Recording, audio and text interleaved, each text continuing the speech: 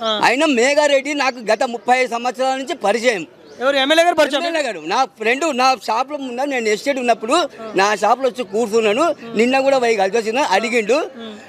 100% గెలుస్తాడని చెప్పొచ్చు నేను మేఘారెడ్డికి. మీ ఫ్రెండే అంటారు కదా, ఎట్లుంటాడు ఎమ్మెల్యే గారు? మామూలుగా సాధారణ ప్రజలతో ఎట్లుంటాడు? అందరితోనే బాగుంటాడు. మా వికలాంగులకు 1000 గజాల స్థలం వికలాంగుల భవనానికి కేటాయించాడు.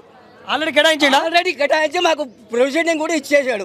దాని కొరకు మేము కాంగ్రెస్ ప్రభుత్వాన్ని గెలిపిస్తాము. 100% అది తప్పదు.